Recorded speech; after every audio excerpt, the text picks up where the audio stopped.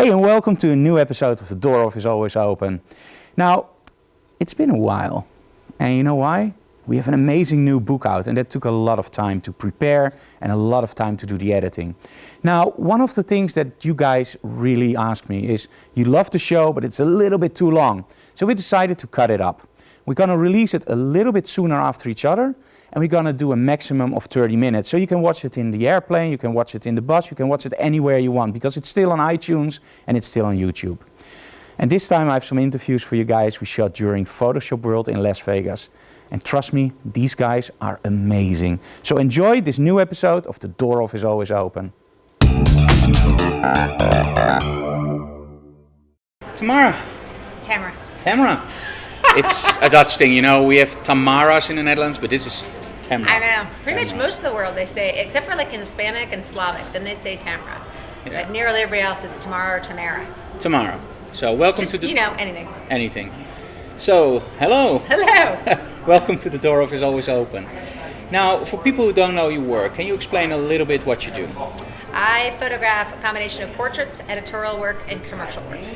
And I deal mostly with children and childish adults. Childish adults? Yeah. Can you explain a little bit about that? Well, I think most adults are pretty childish. Yes. We never grow up, right? It just makes the phrase work. No, I mean, most of the time, I'd say about 80% of my work is photographing children. And yet I keep doing these editorial and commercial work with mostly adults. So it's an interesting combination. Most of my portrait work is children, and most of my commercial and editorial work is adults. Cool.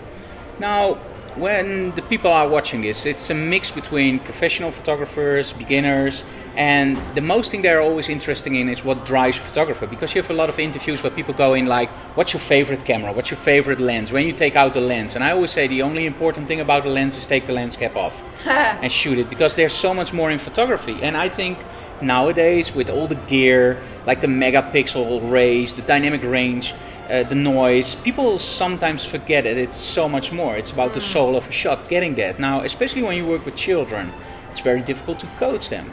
Yeah. How do you approach something like that, and where did you find your passion for that? So with children, I think the reason I photograph most of the children is that is what I'm drawn to. I feel the most connection with that when I work. And most of that is because children are exceptionally honest. And it's easier.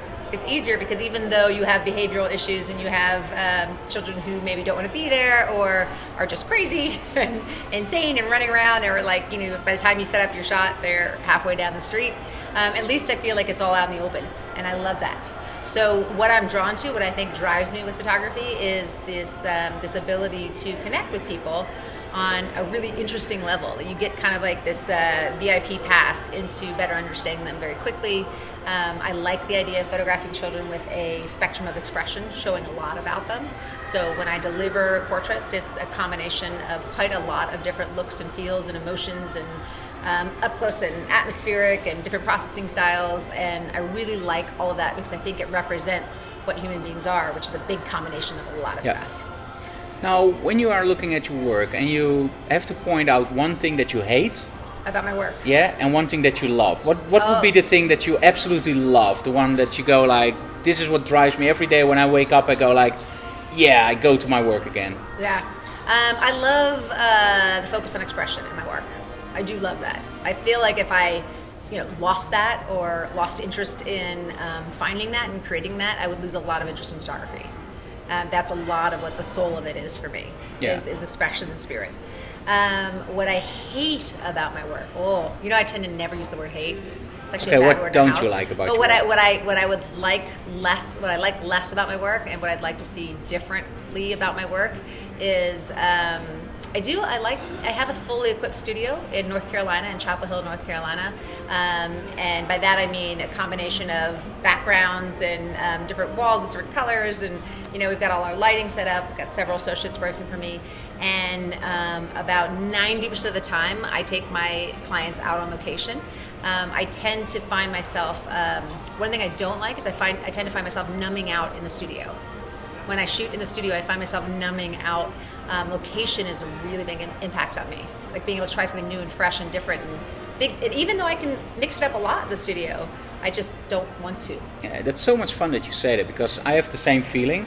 And we recently switched to a new building, so we now have much bigger studio. And actually the first thing I did was hire some painters and let do all the walls in custom paints. Yeah. Because when I use Seamless, there's so much you can do on it, but somehow indeed it numbs you out. You can make beautiful images and you can go on for years. Look what Avedon did on his white papers. Right. And it's awesome. But somehow when you shoot so much, it's like, it doesn't numb me out, but it goes like, I feel that at the end of the day, when I have a picture and I go like, oh man, I don't want to go to bed, I want to start retouching the picture. Right. That's when you get the feeling. And when I shoot only on Seamless, I will go, oh, I will retouch tomorrow before the next client comes in. I'm exactly the same way. But as soon as I start working with textures, so a lot of our walls have custom paints with textures, then I'll start, oh, this is awesome. But then at the end you shot all the walls many times. Yeah. And you change the lights. And then when you go on a location, and I always say to people, there are no bad locations. There are only photographers who don't know how to light that location. Mm-hmm. And I go to a location, it can be the most simple one, like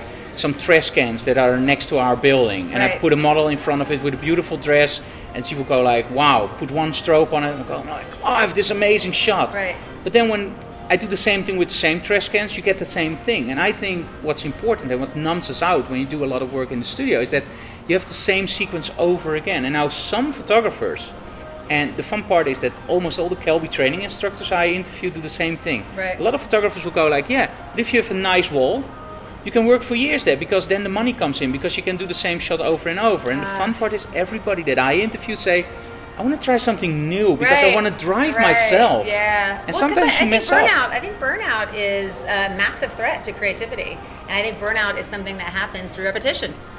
Yeah. You know, you have to challenge yourself. And I think even though you can challenge yourself in a significant amount of ways in the studio, the idea of walking in, not knowing what to do, and figuring it out is really appealing.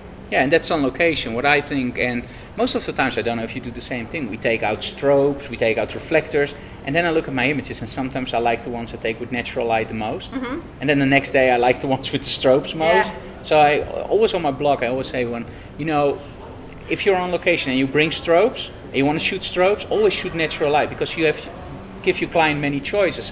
And that's also what you said. Like, I give my clients many things to choose from, different looks. Right. And I think the most killing part is if people start doing it commercially. Like, they think about, okay, if I set this up, I can do it really quick, and then I can squeeze this in, and then with 1 hour I'm done. I retouch in 1 hour because I know what I do, and that's it. Then you're just cranking. Yeah, you're just doing work. Yeah, which I understand the temptation, because it's a simple example. In my studio, when I first started out, I would charge a different session fee for in the studio or on location, because going on location takes more time. Yeah. And so, if you price out your time and you want to run a smart business, you want to charge more for session fees. But what I started realizing is I was incentivizing people to come in the studio, and I didn't want to stay in the studio. So what I did was equalize those at the same cost, even though it cost me more to go on location, but I'm basically using the effort at creativity as a form of currency. Like, that's I'm saying, that to me is a way to pay myself. Now, what do you do for promotion? Because you are not based in New York. Correct. You're based in, is it a big city? North Carolina, Chapel Hill. No. So it's right between UNC and Duke, if you're familiar with the... I can say yes, but I don't have a clue. It's on the East Coast, right on top of Georgia, North Carolina, like South Carolina, then North Carolina. So how do you promote yourself over there? How do you get your clients? I heavily focus on word of mouth promotion, which means that instead of doing a lot of print ads or this or that, and social media, I do a lot with social media. I love social media. But the other thing is, instead of putting something in a print ad or a banner ad or something, just really working with, so if it's commercially, it's working with clients and following up and getting really in touch and building a lot of focus on relationships, like a huge focus on relationships. And that's done very well for our studio. As it relates to portraits, it's doing a lot of programs to inspire people to talk us up to their friends and family and give them rewards for that.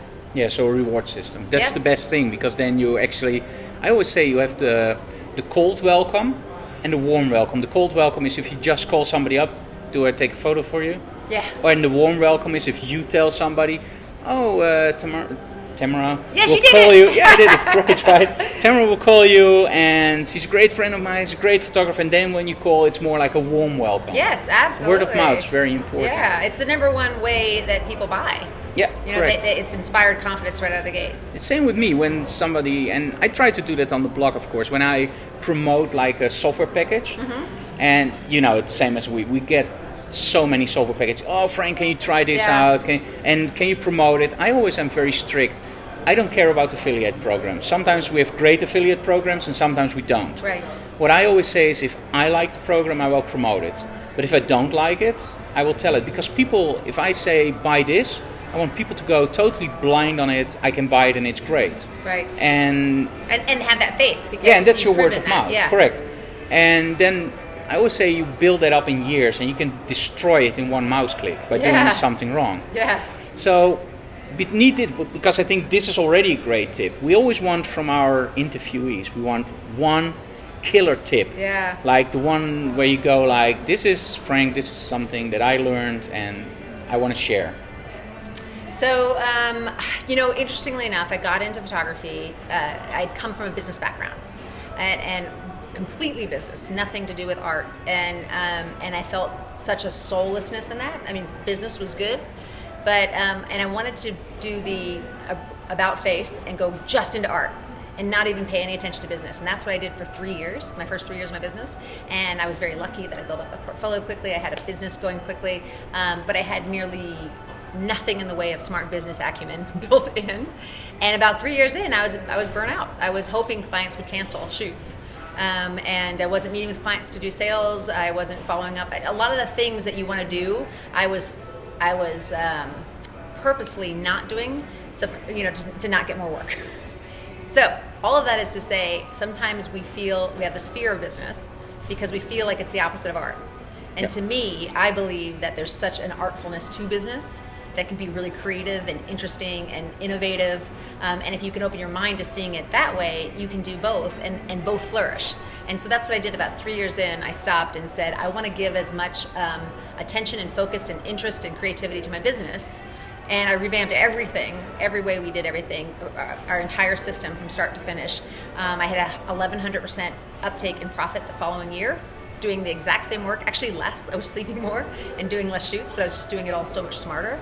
And the number one tip I would say to everybody is build your business like you build your portfolio. Really focus on having, bless you, really focus on having a passion for your business. And if you feel like that's not me, find ways to inspire yourself and then outsource correctly. But don't ignore it. Because even if you're a hobbyist and you're an enthusiast and you don't ever want to build a big structure on your business, you still have to afford your equipment. You know? There's still reasons to be smart about how you do what you do. And I think that passion part, what you said, that's really true. I recently did a blog post about it. Like, I got those emails all the time. Like, okay, Frank, I want to turn a pro. What should I do? I tried everything. And I go like, okay, what did you try? And I get like a whole list of what he tried. And I went like, okay, how long have you been pursuing this? Yeah, I've bought my camera like 6 months ago. And I go like, okay, you want to quit your day job and become a pro? Yeah, because you made a very quick career. And I was going like, yeah, but I've been shooting since I was like a little kid. Right. And I've been building it up. And with me it went very quickly. Right. But it still took me 3 years to get up a level that I found, okay, now I'm really going somewhere. Yeah. But people don't want to take the time. And the answer I always give it, and that's so nice because that's connecting to you, is don't start photography as being, I'm going to earn my money from. It started as, it's my passion. Yes. I want to do nothing else. I have a day job, 9 to 5. When I come home, the only thing I want to do is live, breathe photography. Mm-hmm. If I'm on vacation, I bring my camera and I want to shoot. Right. I don't want to go anywhere where there's like, oh, this is a nice show. No, if I can't bring my camera, I don't go to the show. I don't know if you're like that, but without my camera, I feel naked and I feel like bored. Mm. If I go somewhere and can't shoot it, right. I come home and I like, yeah, it was okay, but it wasn't fun. Right. And I think that passion has to be in. And I saw you teach, and it's with all the Calby instructors, by the way. When you're on stage, you see all those people, and it's so enthusiastic. Right. And sometimes you see instructors going like, so I took this shot in, it was October 2005, and yeah, cool shot. And then he takes it, and I go like, wow. Now I see you teach, the passion is there. Now with the interview also, it's the big passion. Yeah. And I think, guys, for you, it's find that passion in your work, and like Tamara said, it's find it in your business. Yeah, find it in your business like too. Make it if you don't have it. Go out and inspire yourself. Make it if you don't have it. Mm-hmm. That's a great one. Yeah. I think that's the tip. Make it if you don't have it. Yeah. Yeah, because I think it goes a lot farther than, and by business, like I said, for hobbyists, it's also your process. Like, how do you do things? How do you do it smarter and love all of it? because you can find a way to love all of it or outsource accordingly without just giving into burnout. Cool. And for the people not knowing you, you also have Kelby training classes? I do. I have 2 that are on Kelby training right now. It's photographing the modern family and contemporary children's photography, I think is what it's called. Or just look for Tamara Lackey and you'll find them too. And I have 2 more coming up. And it's Tamara. Tamara. And I have 2 more coming up. That'll be one on beach photography, like a very lifestyle-oriented beach photography, which will be interesting because we're going to be doing it in the freezing cold water in That's the middle cool. of winter. And one on babies and toddlers and insanity. Insanity. It'll be insane. I'm already looking forward to that. Yeah. Okay. Thank you so very much. Thank you. And let's go to Photoshop World, right? Let's do it. It's over there, the expo. Let's do it. Cool. So, thanks Tamara and Tamara. It's all right. Oh, I'm messing everything up. So, and see you next time. Yes. Okay, bye. Bye. Hey Shelley. Hey Frank, how are you? How are you? Good. Well, welcome to the DOORhof is always open. What's in the name, right? I love it. Hey, for people who don't know you, you do a lot of makeup for my classes at Kelby Training and Photoshop World, right? Yes, I do. When they ask me which makeup artist, oh yeah, you want Shelley again, right? So, somehow I think it's very important because we know each other and you know what I want. And yesterday we got this most freaky moment where you said, I know what you want. I said, oh yeah? And you told me exactly what I was thinking during the photo shoot, you remember? Yes, I do. You said, it's that place, it's those clothes. And I was coming in and I said, this is freaky. It's a little strange. So for people who don't know you, tell us a little bit about Shelley. Well, I've been doing hair, makeup, and wardrobe for going on 22 years. So probably more so makeup and hair, but I have a cosmetology background. Been doing it since I was 17 and got picked up by Scott Kelby in 2007 as a freelance artist. And it's just, I've worked with some of the best in the world and it's just pretty awesome. I detail-oriented, mother of 4.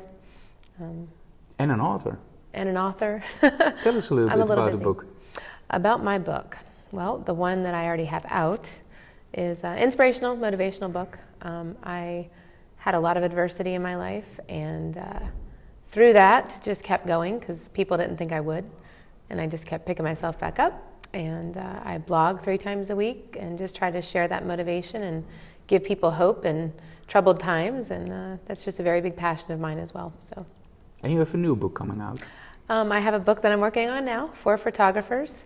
I get a lot of emails and tweets and Google Plus people that follow me asking me questions about photo shoots and how do I communicate with the model and how do I make sure that the makeup artist knows what I'm talking about. And I just felt like a book needed to be written because there's nothing out there, and I've just been fortunate enough to work in every aspect of photography and every aspect of makeup except for prosthetics.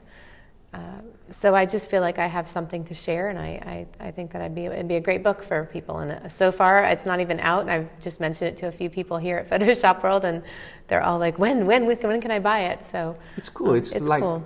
When I started the book with Scott, he said there are so many books on lighting, right?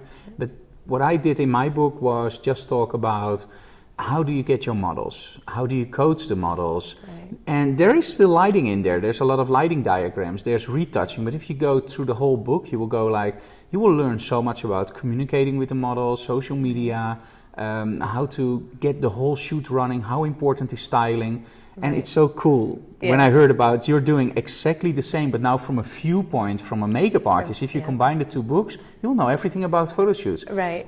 We make our own competition. Absolutely. It's kind of funny because when I talked to Peach Pit this morning, they mentioned our books being a duo. Cool. So they thought that would be a very good combination. Yeah, from both viewpoints. Because I mentioned makeup artists, because I'm not a makeup artist, of course, but there are some tips in there. Right. And I think it's really overlooked. When I talk to the makeup artists we have in the Netherlands, and the ones I work with, they are very sensitive for the theme of the shoot. But when I work with a makeup artist that gets sent to me for an agency or whatever, they sometimes just come in and they say, yeah, I'll do my thing. And I was like, girl, don't you want to know what I'm going to shoot? Yeah. oh no, we'll just do a basic makeup. And I always said makeup. there is no basic makeup. There is a foundation Right. on which to build up. Yep. But there is no basic It's makeup. a story. It's a And story. then they look at me, I'm a makeup artist, I know what I do, and I go, okay. Egos. There's a Yeah. lot of those. The funny thing is that there's so many makeup artists out there that are like that. And what they don't realize is if they let that ego down, their creativity can really come out. Being able to create with a photographer is one of my, bringing your ideas to life is amazing. Yeah, so it's the much fun. combination. Yeah. Like we did an impromptu shoot yesterday, very quickly, in 45 minutes. But it's the combination of, and I can bounce back with you, like, do we leave the telephone in there? Because I was thinking about maybe it's too much, and you said, no, and just do it a little bit like this. And I know that when I talk to a lot of photographers, they go like, why do you let your makeup artist or your stylist interfere with your photo shoot? It's my photo shoot. And I always say, it's a team effort. The more I bounce back from my makeup artist and my stylist, the better my photo shoot will be. Right. And it's still my photo shoot. It's still my photo. But it's your makeup, and the more you can bounce with me, the better also your work will be regarded. Right. And I think a lot of people miss that indeed, that a lot of egos. And I think it shows in their photos. Yeah, without a doubt. I think that that's the difference between the good and the great. I really do think that, because when the egos are down, creativity can really come alive. Now, if somebody is thinking about starting with a makeup artist, like they're now doing TFP shoots with local models, and they think, you know what, I really want to spice up my photo shoot. How would they find a good makeup artist? What is, in your opinion, the blueprint for a good makeup artist? Honestly, I have found the best, like if I have to put together a team, I have found some of the best makeup artists as students. They haven't been tainted by the industry yet. And they're trainable, and they're more open to ideas, so you can bring them into your story. They might not have it depends, I guess, on what the shoot's for. There's a group called the Powder Group, and they actually are, an amazing resource for photographers. I'm involved with them as well, and they're basically a resource of makeup artists, and it's just it's a community of makeup artists. Kind of the Kelby training, or the Kelby training of makeup artists. And that is a amazing community for photographers to go to find good makeup artists who get it, who are professional. And it's called the Powder Group, and they're amazing. So that would be a place that I know that I can endorse, that I know that you're gonna find quality people who get it, who are kind of that next level of makeup artists. Unfortunately, a lot of them just, think they can go to Walgreens, buy some Maybelline, and do a YouTube video, and boom, they're a makeup artist. And unfortunately, it takes a lot more than that. Well, and two, that you have to understand lighting. So you kind of have to be a nerd. I'm a nerd. This is my profession. I take it seriously. And, back when I started doing makeup, there weren't very many. There were only 7 celebrity makeup artists when I started doing makeup. That's changed drastically now. So it's the competition is very heavy, so you have to step it up. So you have to find those people. Cool. And you still enjoy your work, right? It's not work. It's not work. It's not work. We never work a day in our life. I don't work a day in my life. If I had to do that, I'd be miserable. Now, there's always also a business side to work. Mm-hmm. And yesterday I had an interview with Tamara, and she talked about business. Now, we all have to do business. Yes. How do you approach the business side compared to the creativity? Well, business is something, I've been in my business for myself since I was 20 years old, so business is definitely something I understood. I hate math and I hate all that stuff, but I had to learn it if I wanted to be in business. So I used to have, when I was more into the hair world, I had salons, I've owned salons, and so I had to run a business and I had people working for me. So again, it's my background and my desire to learn. I read books, I don't read fantasy, I don't watch TV, that's when I need to turn my brain off. So the business aspect, I'm very professional. I always look at the situation as how I would want to be approached. So if I'm working with a photographer, I'm very careful with my wording until I get to know them. If they email me, wording?